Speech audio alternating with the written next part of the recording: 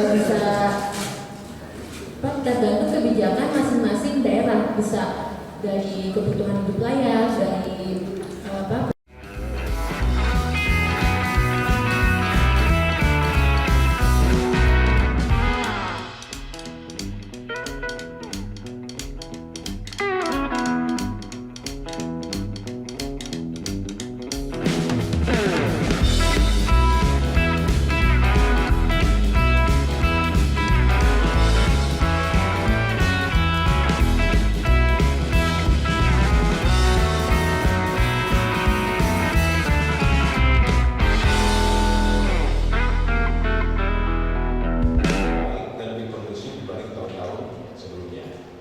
Semua adalah kita tujukan untuk kemakmuran masyarakat Banten, untuk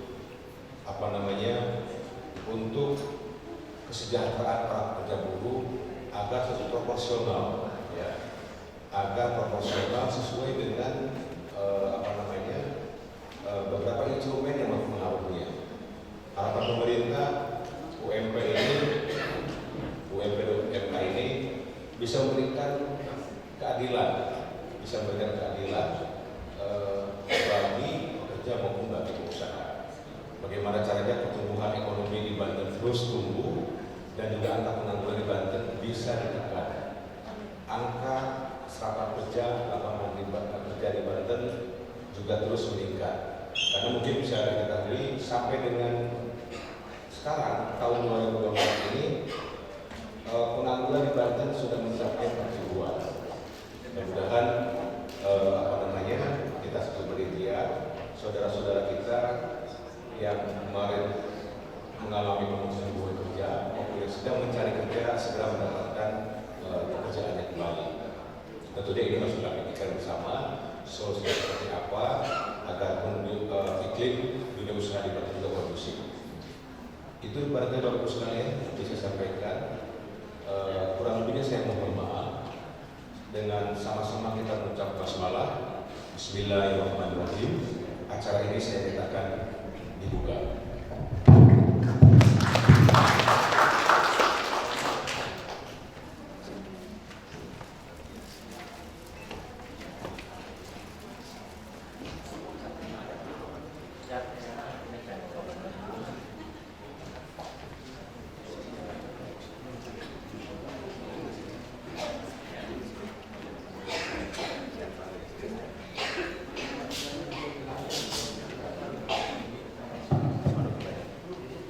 Assalamualaikum warahmatullahi wabarakatuh. Yang saya hormati Pak Kepala Dinas, Ketua BPPO, Provinsi Banten, yang saya hormati Pak Ustadz Ketua BPPO,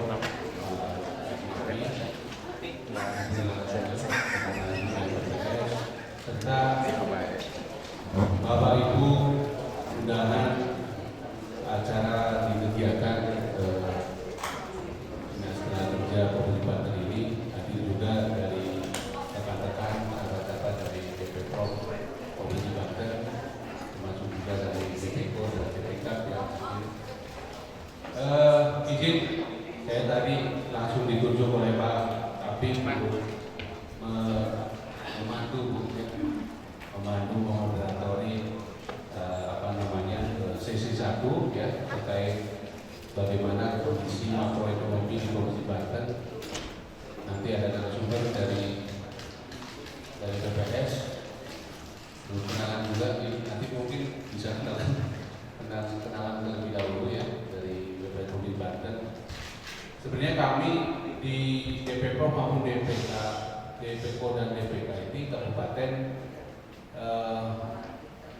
ini secara politik kita lakukan ya, penentuan upah, dan sudah ada rumus baku ya dari kementerian yang saya kira ada beberapa indikator yang digunakan, ini yang dibutuhkan dalam rumusan itu. Harapannya mohon nanti dari PPS itu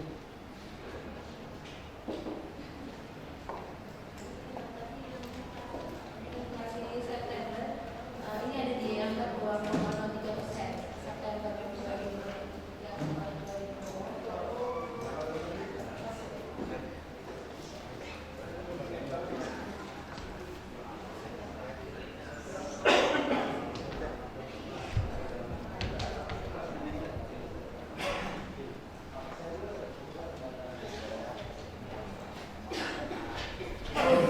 posisi.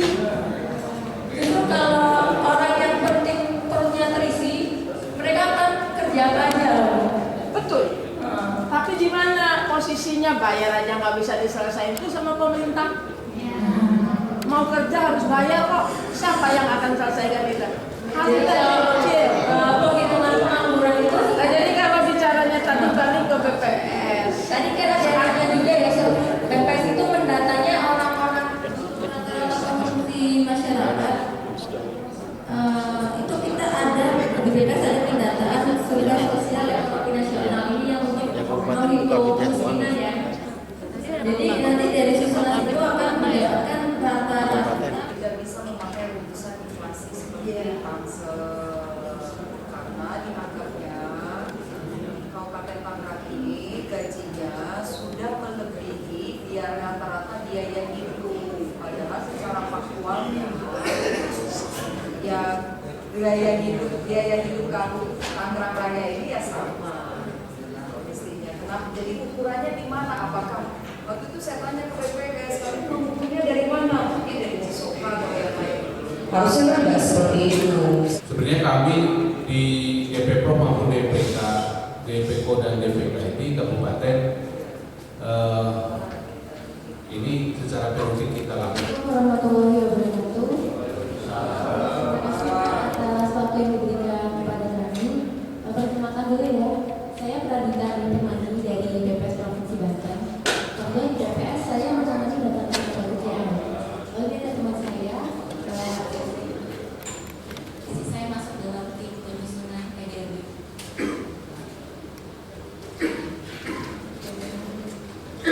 Sebenarnya saya sama Mbak Lucy itu baru pertama kali ikut rapat dewan pengupahan ya. Jadi kalau yang saya ketahui kalau di penghitungan upah minimum itu berdasarkan peraturan pemerintah, yaitu rumusannya kan ada komponen yang menyusunnya itu bisa tergantung kebijakan masing-masing daerah, bisa dari kebutuhan hidup layak, dari produktivitas dan sebagainya. Itu nanti justru komponen apa itu yang nanti akan kita diskusikan bersama untuk Banten ini. Untuk di Dewan Upah ya, karena rumusannya ternyata inflasi seperti itu. Tapi untuk Kabupaten Tangerang ternyata nggak ada inflasi, jadi pakai cara lain. Mungkin tentunya di Dewan Upah memang saya benahi. Yang mau saya informasikan teman-teman, kenapa Kabupaten Tangerang tidak ada inflasi?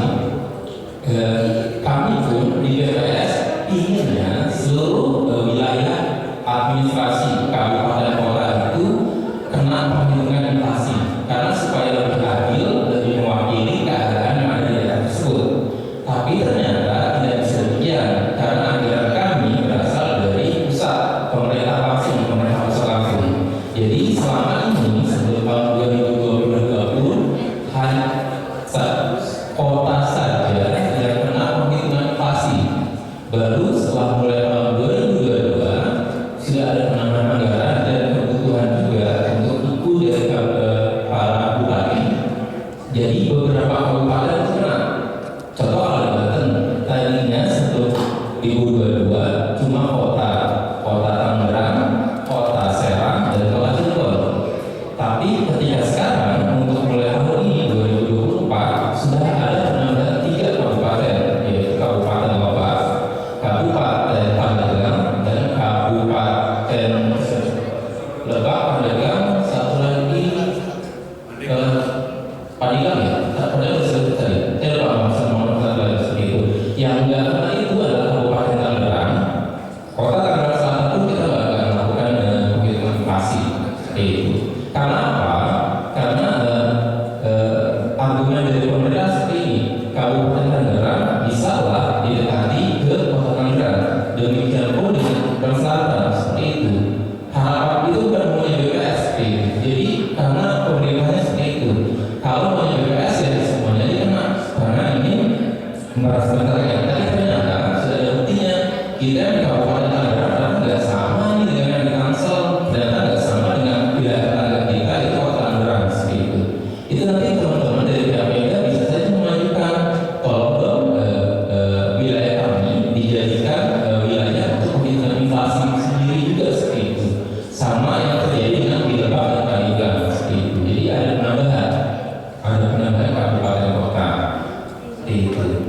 juga tadi saya tergelitik. Pendataan inflasi itu by request, by asking. Ya, harusnya kan kita bicara data statistik perekonomian, tentu harusnya semua dilihat kebutuhannya. Jadi kalau kayak gitu, kalau seperti itu berarti Kabupaten Tangerang ini tidak pernah dilakukan penelitian bahwa biaya gaji pada saat ini upah WMK pada saat ini sudah jauh lebih rendah dibanding rata-rata itu karena tidak ada asking, tidak ada request, tidak ada biaya. Korelasinya dengan biaya apa? Negara ini kan sudah diatur semua lembaga itu ada biayanya, ada tugas dan fungsinya. Kami sendiri Pak, saya jujur nih, saya buka di sini. Ketika saya duduk sebagai Kabid HI, saya coba melihat data perusahaan yang ada di Kabupaten Tangerang. Kemudian saya ambil sampel 200 Pak. Data kami perusahaan itu 12.000, saya ambil sampel 200 yang memiliki pekerja di atas 50. Ternyata hampir persentase aslinya ada existing hanya sekian persen. Yang existing ada ya. Tapi ada nggak perbandingannya angka pengangguran, entah yang memang dikatakan oleh Bapak sebenarnya kaya atau kaya formalnya yang sudah di review sama BPS, perbandingan lapangan kerja dengan jumlah pengangguran yang ada. Jadi penyediaan lapangan kerjanya di mana saja, siapa saja, kan gitu kan? Ada pertanyaan siapa, di mana, siapa, apa misalkan gitu. Itu konsepnya mungkin ini. Jadi kalau jadi dua hal ya, kalau memang ada contoh, saya berikan contoh. Kalau bisa ya misalkan di setiap provinsi bisa ditampilkan. Kalau ini angkanya sekian. Dulu pernah ada ya provinsi anu ini sekian dan sekian. Nah ini juga mudah-mudahan sudah sampai ke sana, bisa menampilkan angka-angka. Kemudian kita tidak bisa berpikir lagi nanti di DP Prop ya, Pak Dokter ya, ambil aja angka itu ya. Mudah-mudahan dari pihak DP Prop itu bisa sepakat jadi satu angka dan diikuti oleh teman-teman lain di kabupaten. Karena Kabupaten Tangerang Kabupaten Tangerang kemarin itu memang benar itu, jadi polemik sekali ya ini. Saya kira itu saja mungkin yang saya sampaikan. Terima kasih atas waktunya. Wassalamualaikum warahmatullahi wabarakatuh. Enggak terlalu ada efek karena sudah ada rumusan dalam PP 51. Hanya tinggal memakai data dari BPS. Nah, jadi kalau rumusan itu memang sudah ditetapkan dan datanya pun sudah tersedia, kita jalankan itu. Jadi jangan lagi kemudian kayak tahun yang lalu, akhirnya kami, terutama saya disuruh habis-habisan. Pertama karena ada beberapa kabupaten yang keluar dari zona. Oh bisa, ini bisa. Padahal Surabaya pada saat itu di Jawa, ketika provinsinya keluar maka dibatalkan oleh Kemenaker. Tapi kan itu kan ada jeda. Nah jeda itu hari-hari untuk menuju itu kan menjadi contoh yang luar biasa. Nah pada momen ini karena kebetulan kita kabupaten kota pada berkumpul semua, di sini ada DPK provinsi, mohon ada kebijakannya agar penetapan rekomendasi itu disamakan harinya untuk tadi dampak-dampak dapat kita minimalisir. Lalu yang kedua, mohon kesepakatannya kalau memang kita ini pemerintah itu wajib taat aturan, jangan hanya mencari aman. Karena memang kalau aturan itu memang nggak mengenakan semua, tapi memiliki kepastian hukum itu yang harus kita kita sama-sama sepakati. Mungkin demikian Pak Moderator. Terima kasih. Wassalamualaikum warahmatullahi wabarakatuh. Karena ini akan mempengaruhi. Sebagai contoh begini, apakah masyarakat Tuban dari daerah lain yang masuk Banten yang notabene dia hanya bawa ijazah, lalu dia di sini berteman atau ke sanak saudaranya, dikategorikan pengangguran di Provinsi Banten? Karena itu nanti akan mempengaruhi nilai yang ditampilkan oleh BPS di website. Kalau nanti tidak sinkron, maka BPS akan menyampaikan data palsu, data yang tidak sesuai dengan kondisi. Ini masalah. masalah setiap tahun adalah BPS tidak menyampaikan secara relevan antara pegawai yang satu dengan pegawai yang lain. Kami selalu rapat dengan BPS. Kalimatnya berubah.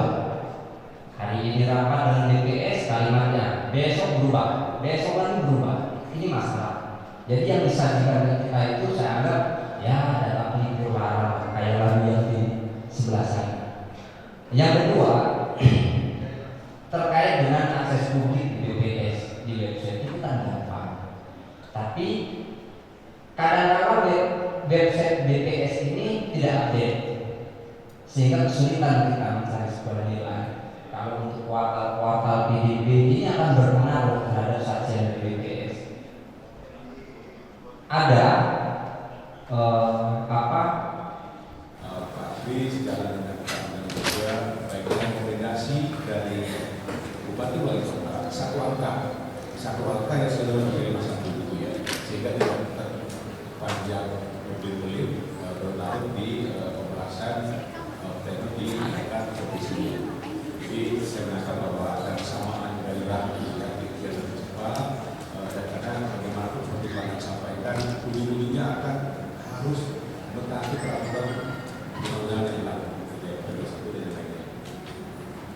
Barangkali itu sudah beberapa lagi yang pertanyaannya tapi ada tanda saya menjawab tiga hal tersebut. Saya persilakan pada teman-teman. Terima kasih. Terkait yang tadi Pak Takrib sudah dicatat Pak izin. Mungkin nanti saya daripada Pak disampaikan pada penggunaan tadi. Kemudian kaitan dengan Pak Tri, nah ini